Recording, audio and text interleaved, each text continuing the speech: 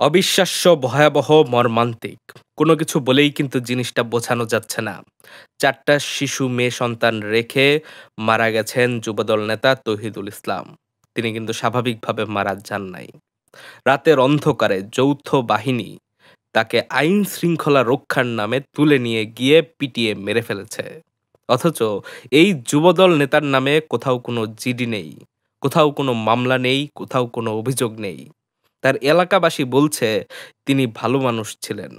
তবুও কোনো রকম ওয়ারেন্ট ছাড়া, কোনো অভিযোগ ছাড়া, কোনো জিডি ছাড়া, কোনো মামলা ছাড়া যৌথ বাহিনীর সদস্যরা এই যুবদল নেতাকে বাড়ি থেকে তুলে নিয়ে গেছে এবং পিটিয়ে মেরে ফেলেছে।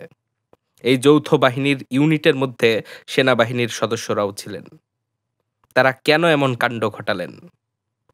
এই বিচার বহির্ভূত হত্যার দিন কি আমরা দেখতে চেয়েছিলাম? ৫ই আগস্ট যে গণঅভ্যুত্থান হয়েছে, আমরা তো ভেবেছিলাম সেই গণঅভ্যুত্থানের মাধ্যমে বাংলাদেশে বিচার বহির্ভূত হত্যা শেষ হয়ে গেছে। গুম, খুন, ক্রসফায়ার এগুলার দিন শেষ। এমনটাই আমরা ভাবতে চেয়েছিলাম, আমরা ভেবেছিলাম।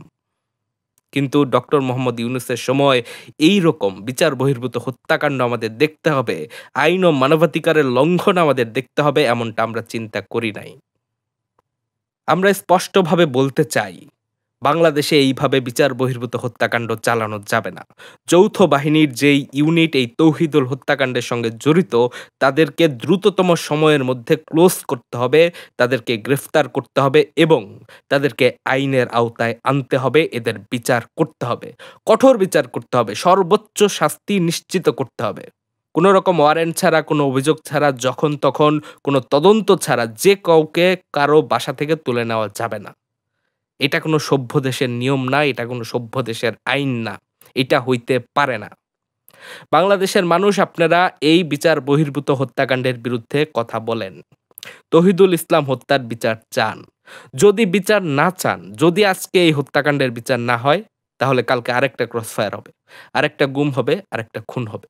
সেটার মধ্যে হয়তো আপনি থাকতে পারেন, আপনার বন্ধুরা থাকতে পারে, আপনার আত্মীয়রা থাকতে পারে, আমিও থাকতে পারি। কোনো কিছুই বলা যায় না। কারণ এই নতুন বাংলাদেশে তো কোনো গুম, খুন, ক্রসফায়ার হওয়ার কথা ছিল না। কোনো বিচার বহির্ভূত হত্যাকাণ্ড হওয়ার কথা ছিল না। তাহলে এগুলো হচ্ছে কেন? এগুলো ঠেকানো হচ্ছে না কেন? এগুলো নির্মূল হচ্ছে না কেন? এগুলো কেন ঘটতে দেওয়া হচ্ছে? এই কথার আমরা সুস্পষ্ট জবাব চাই। আমাদেরকে এই জবাব দিতে হবে, জনগণকে এই জবাব দিতে হবে। নাকি বিএনপি নেতা বলে তৌহিদুল ইসলামের রক্তের কোনো দাম নাই? কি বিএনপি করাটাই তৌহিদুল ইসলামের অপরাধ? বিএনপি করাটাই যদি তৌহিদুল ইসলামের অপরাধ হয়, তাহলে আমরা সেটাও জানতে চাই। প্রয়োজনে আমরা আবার জীবন দিব, আবার জীবন দিয়ে বিচার বহির্ভূত হত্যাকাণ্ড রোধ করব।